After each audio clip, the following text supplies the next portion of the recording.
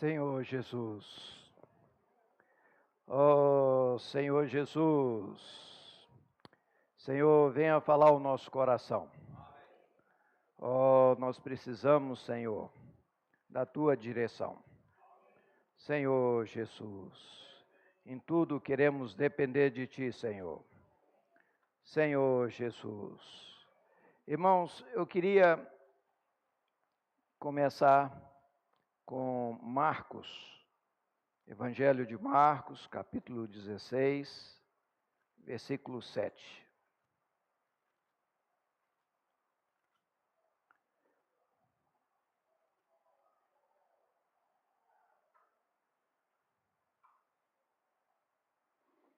Mas ide, dizei aos seus discípulos e a Pedro, que ele vai adiante de vós para a Galileia, lá o vereis, como ele vos disse.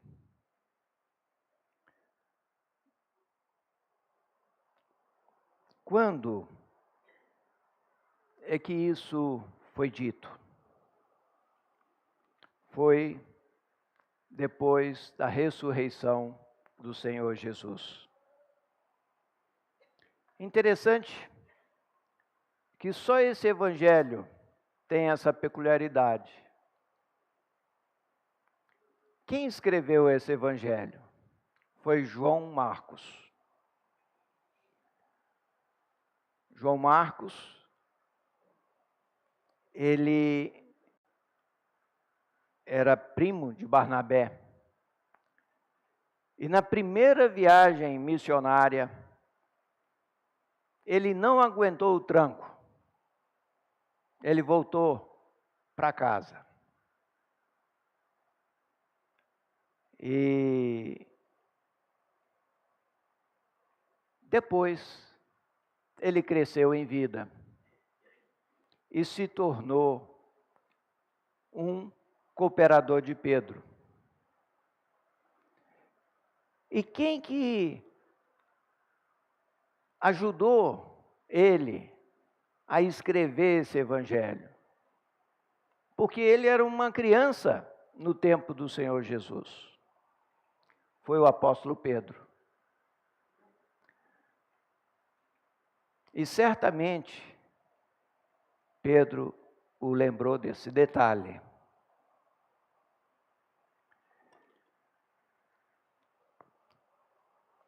Isso é muito interessante, porque o apóstolo Pedro tinha acabado de trair o Senhor Jesus. Ele havia dito que ele morreria pelo Senhor, seria preso, mas, no entanto, quando questionado, ele falou que não conhecia o Senhor. Foi quando o galo cantou e o coração dele foi exposto.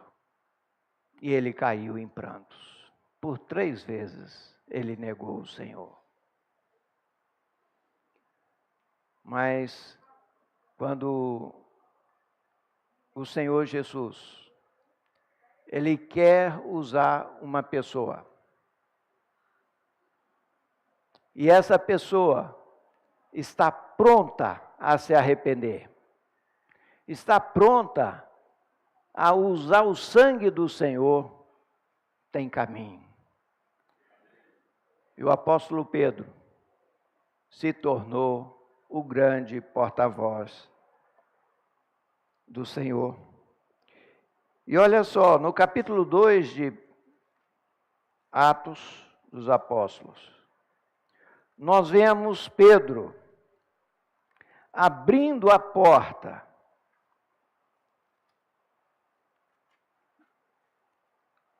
Olha só, 2:14, fala: então se levantou Pedro com os 11, e erguendo a voz, advertiu-os nesses termos: varões judeus e todos os habitantes de Jerusalém, tomai conhecimento disto e atentai nas minhas palavras.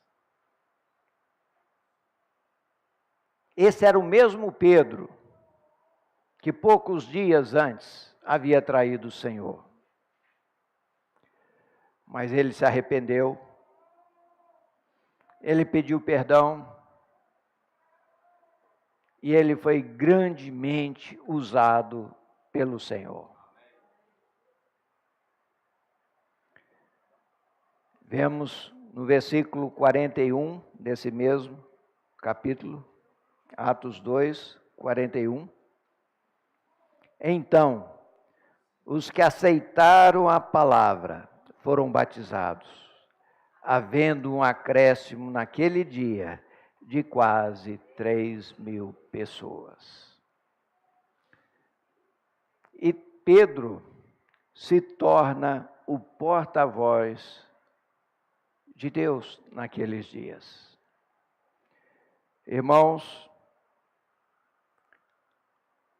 ele foi grandemente usado pelo Senhor. A igreja ali nasceu onde? Em Jerusalém. Mas o Senhor, ele falou para que nós tornássemos testemunhas dele em Jerusalém, mas também na Judéia, mas também na Samaria, que era na terra dos inimigos, e até os confins da terra. Mas quando nós chegamos no capítulo 10 de Atos dos Apóstolos, nós começamos a perceber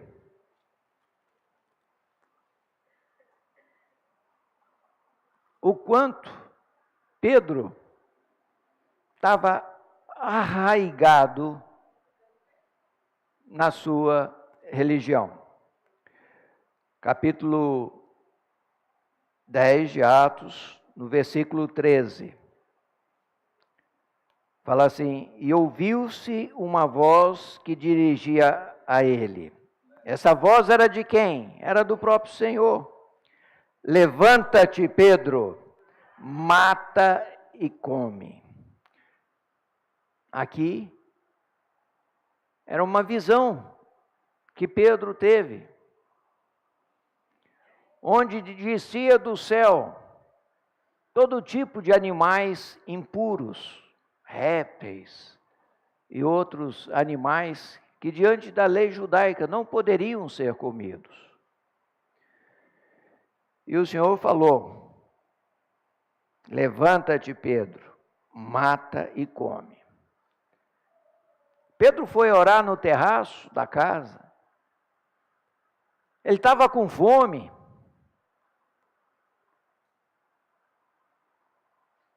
Mas, ao que Pedro respondeu, replicou-lhe Pedro, né? De modo nenhum, Senhor, porque jamais comi coisa alguma comum e imunda. Segunda vez a voz lhe falou: ao que Deus purificou, não consideres comum. Sucedeu isso por 3 vezes, e logo aquele objeto foi recolhido no céu. Pedro teve muita dificuldade para compreender isso, mas graças a Deus, quando chegou os enviados do centurião na sua casa, Cornélio, ele obedeceu. Ele foi a Jope, pregou o Evangelho. E nós vemos, a partir do versículo 23 até o 48, nós não vamos ler. Ele pregou o Evangelho aos gentios. E ali eles creram e foram batizados. Ou seja, Pedro abriu a porta aos judeus e depois abriu aos gentios. Mas se nós formos ler o capítulo 11, nós vamos ver que os demais apóstolos e os irmãos, que eram todos judeus, deram uma prensa em Pedro. O que é isso? Você está entrando na casa de pagão? Está entrando na casa de gentios? E ele mostrou que era uma direção do Senhor. E houve uma aparente aceitação. Por que aparente? Porque eles continuaram pregando o evangelho só para judeu. Até que alguns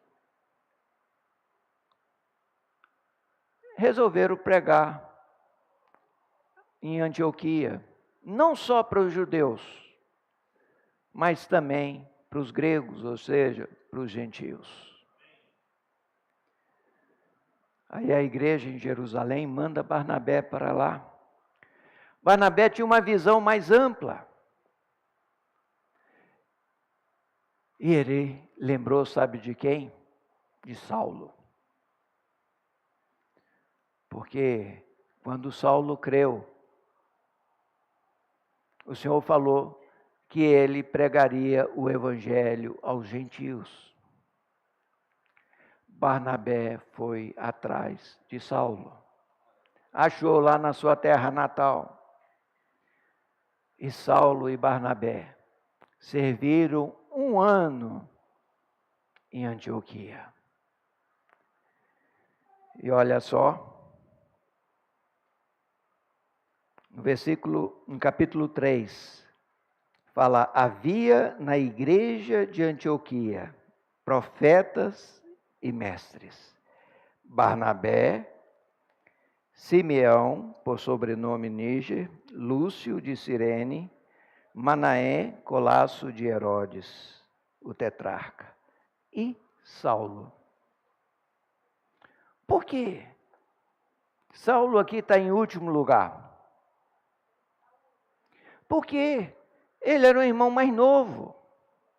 Ele não estava à frente.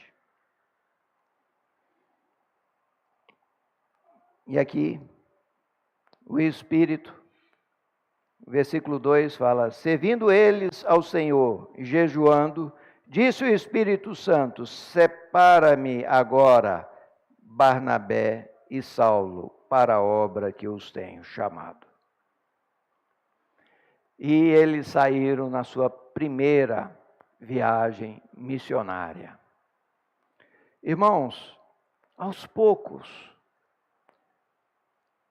Saulo, que passa a ser chamado de Paulo, ele assume a liderança. Ele, aos poucos, se tornou o porta-voz de Deus. Das epístolas do Novo Testamento, quase todas foram escritas por ele. 13 ou 14.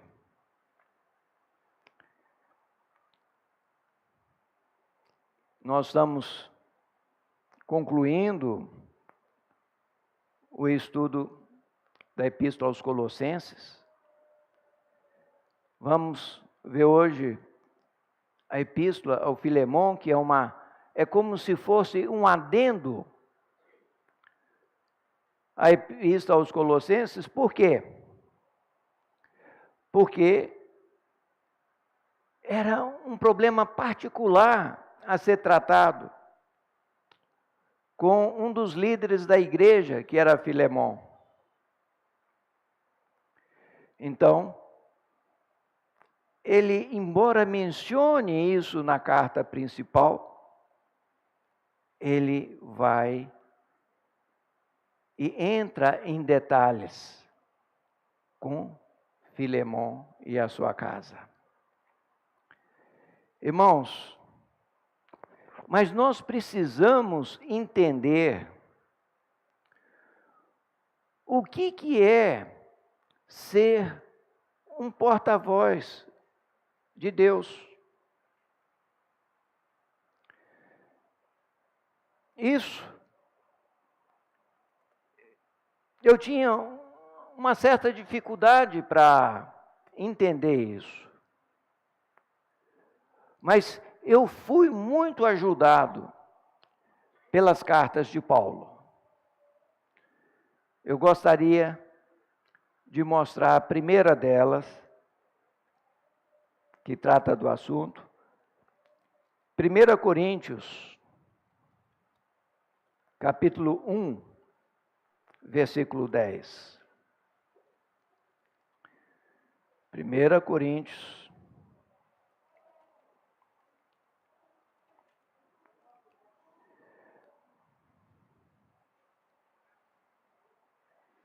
no capítulo 1, versículo 1, fala: Paulo, chamado pela vontade de Deus para ser apóstolo de Cristo, de Jesus Cristo, e irmão Sóstenes, a igreja de Deus que está em Corinto.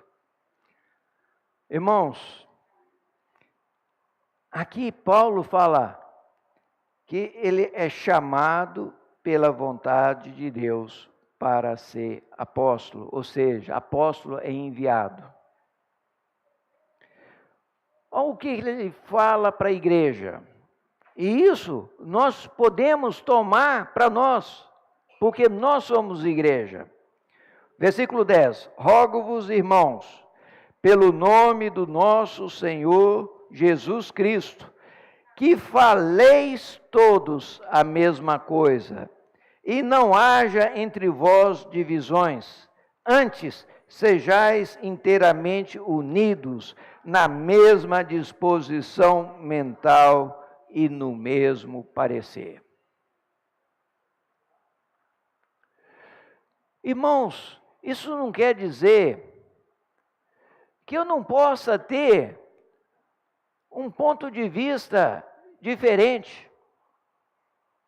Nós somos diferentes uns dos outros. Mas nós precisamos saber que nas coisas da fé,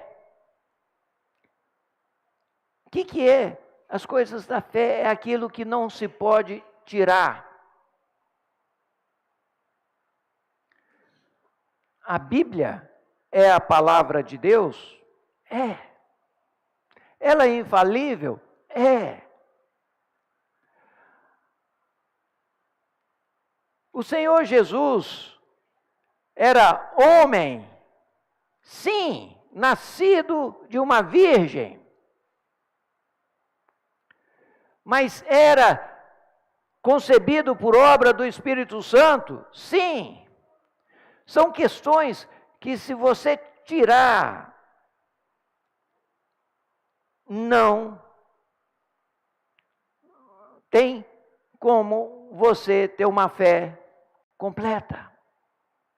Agora, se vai batizar com muita água, com pouca água, se você vai guardar sábado, domingo, se vai deixar de comer porco ou não comer porco, isso são práticas.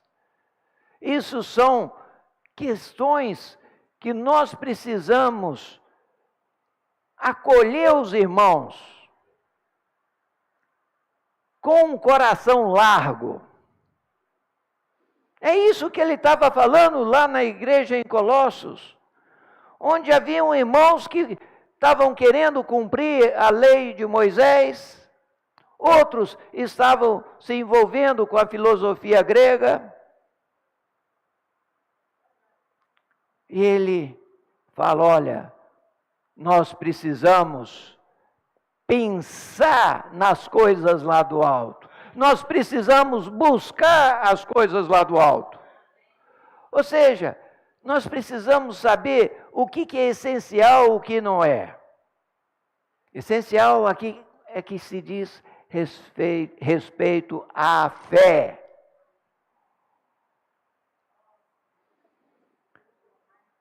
Se a gente for olhar aqui a situação da igreja em Corinto, uns estavam falando que era de Paulo, outros falando que era por Pedro, outros por Apolo, outros por Cristo, mas na prática eles estavam se dividindo.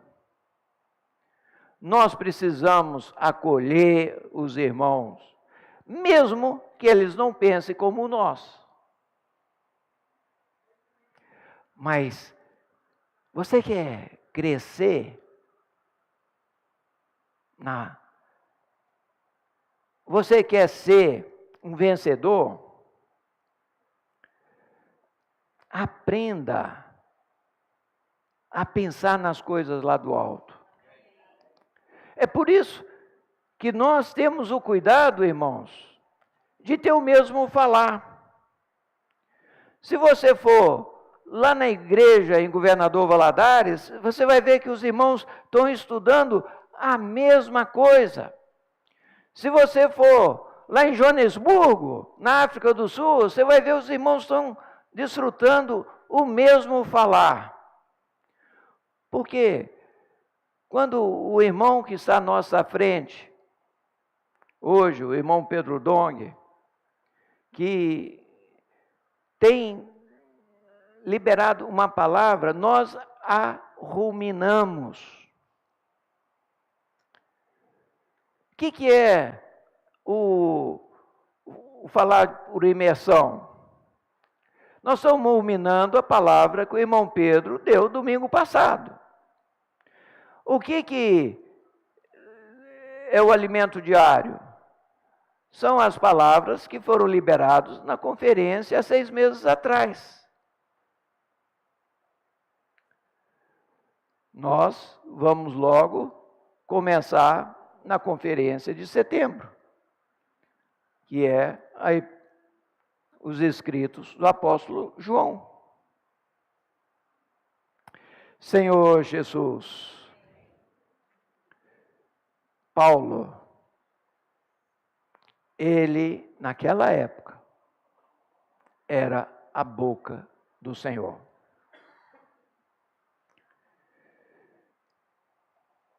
Vamos ver Filipenses, capítulo 2,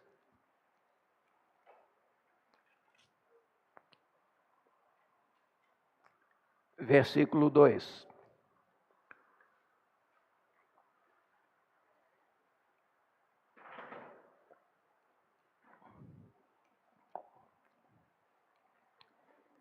O que ele fala à igreja em Filipos? Completai a minha alegria, de modo que penseis a mesma coisa, tenhais o mesmo amor, sejais unidos de alma, tendo o mesmo sentimento. Está vendo, irmãos? Isso é para que nós aprendamos a pôr as nossas opiniões no lixo. Quando eu falo pôr no lixo, é pôr em segundo plano. Eu tenho que ser um com o falar profético.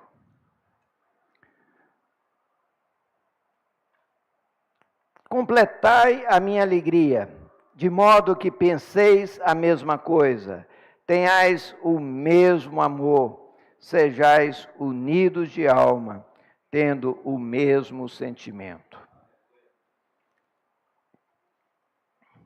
E,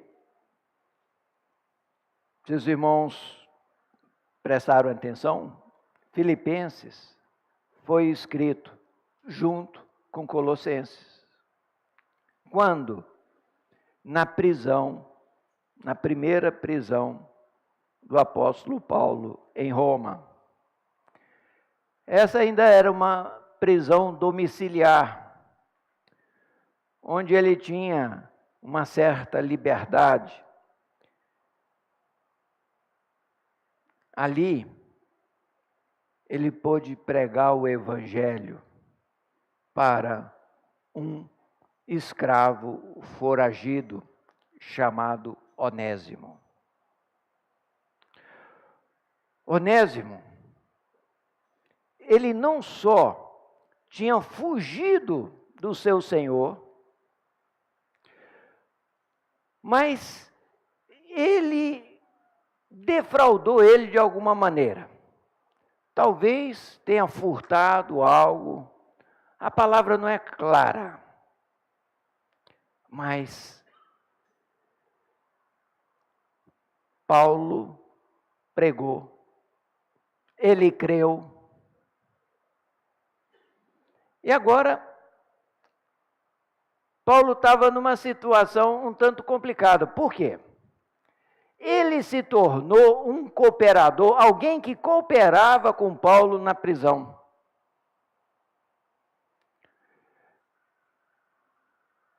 Paulo queria que ele permanecesse ali, em Roma.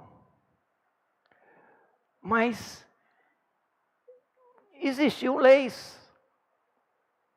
E naquele tempo, diferente como houve no nosso país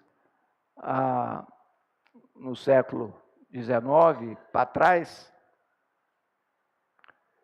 aqui houve escravatura, mas eram trazidos os africanos para cá.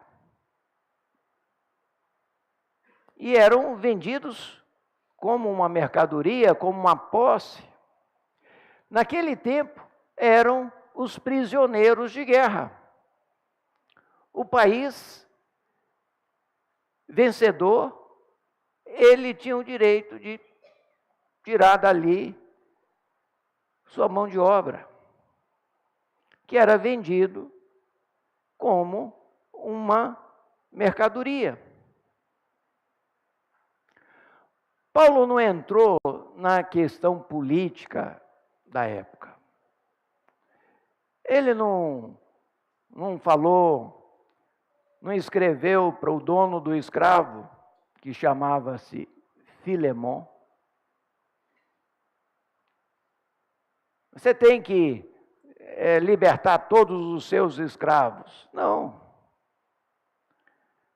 Ele falou, olha, eu estou mandando para você o meu filho amado que eu gerei na prisão, Onésimo.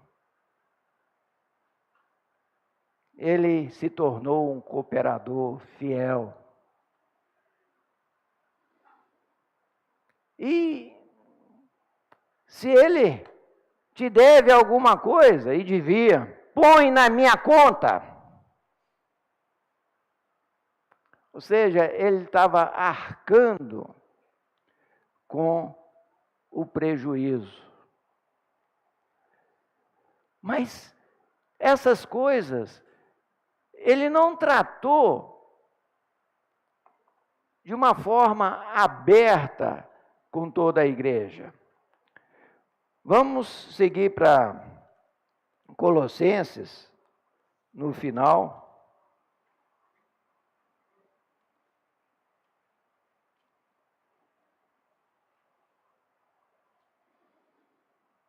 Capítulo 4 de Colossenses. Fala assim, quanto à minha situação, Tíquico, irmão amado e fiel ministro e conservo no Senhor, de tudo vos informará. Eu vou-lo envio com o expresso propósito de vos dar conhecimento da nossa situação e de alentar o vosso coração. Em sua companhia vos envio Onésimo, o fiel e amado irmão que é do vosso meio. Eles vos farão saber tudo o que por aqui ocorre. Olha só, aqui ele não menciona nada da situação de Onésimo. Mas, para a igreja, ele fala que Onésimo, o fiel e amado irmão, que é do vosso meio. E é ele que vai entrar em detalhes. Paulo não entra em detalhes qual era a situação da prisão. Ele manda um porta-voz. Ele falou, eles vão dar os detalhes de como está a situação aqui. Talvez se ele escrevesse o que estava acontecendo lá, a carta não saía. Poderia ter problemas. Mas esses dois, eles levaram as cartas. Não só a carta de Colossos, mas também a de Laodiceia. Por que essa carta de Laodiceia não está na Bíblia? Nós não sabemos. Mas o Espírito não o conduziu para isso. A carta que tem a Laodiceia é, infelizmente, uma carta que mostra uma igreja que estava espiritualmente muito mal. É a carta, uma das 7 cartas de Apocalipse. Mas, irmãos, vamos ver o que Paulo fala na sua última carta. A última carta que ele escreveu, quando estava na sua segunda prisão, já pouco antes de ser executado. 2 Timóteo 2:2. 2 Timóteo, capítulo 2.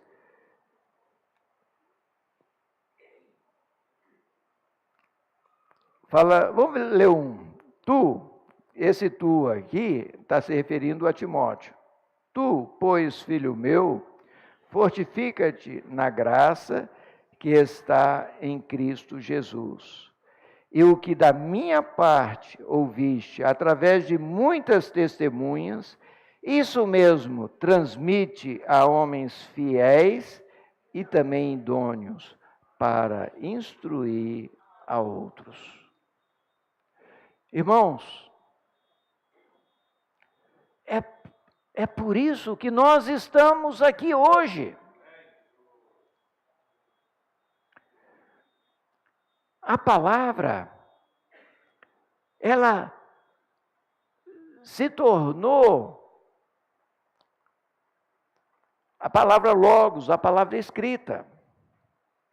Mas há necessidade que um profeta, ele faça com que a palavra se torne a palavra de Deus. Ou seja, o falar profético. Hoje, quem dá essa direção são os irmãos que estão à nossa frente. Mas, quando nós ouvimos essa palavra, o Espírito testifica em nosso espírito, é isto. E nós temos a responsabilidade de falar a outros. Tu, pois, filho meu, fortifica-te na graça que está em Cristo Jesus. Mas para isso acontecer, nós precisamos estar na graça que está em Cristo Jesus. E o que da minha parte ouviste, através de muitas testemunhas, Isso mesmo, transmite a homens fiéis e também idôneos para instruir a outros. O que é ser fiel?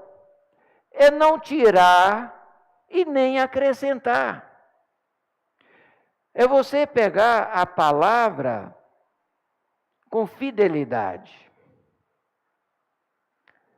Irmãos, o Espírito tem preservado as Escrituras através de milênios. Eu tive o privilégio de ir no museu da Bíblia em Israel e ler os pergaminhos do Mar Morto, que foram descobertos em 1947. A gente pega a Bíblia hebraica como nós temos hoje e confere, é a mesma coisa, irmãos. A Bíblia foi preservada, não um único volume. Se você é lógico, os manuscritos mais antigos vão estar no Oriente Médio ou na Europa. Se você pega os manuscritos mais antigos e você compara tanto com a Bíblia hebraica, que é o Antigo Testamento, como a Bíblia grega no Novo Testamento, eles são coincidentes. Às vezes tem uma pequena variação, mas não em coisa que muda o texto. Por quê? Porque o Espírito Santo preservou a palavra dele. Nós hoje temos inúmeras traduções no Brasil. Inclusive as Bíblias católicas são boas traduções. Você só não pode ficar olhando o rodapé, porque o rodapé está compromissado com as tradições romanas, que às vezes vão contra a palavra de Deus. Mas o texto em si são bons. Aí você olha, e o que da minha parte ouviste, através de muitas testemunhas, isso mesmo transmite a homens fiéis e também idôneos para transmitir a outros. O Senhor, Ele está nos dando essa comissão hoje. Assim como deu a Pedro, assim como deu a Paulo, como deu a João, o último dos apóstolos. O Senhor quer que nós sejamos fiéis ao encargo, ao falar profético. Amanhã, o irmão Magno vai prosseguir, depois do partir do pão. Infelizmente, eu não vou poder estar com os irmãos. Eu vou para o enterro da professora Anita de Carvalho, que foi professora de muitos de nós aqui.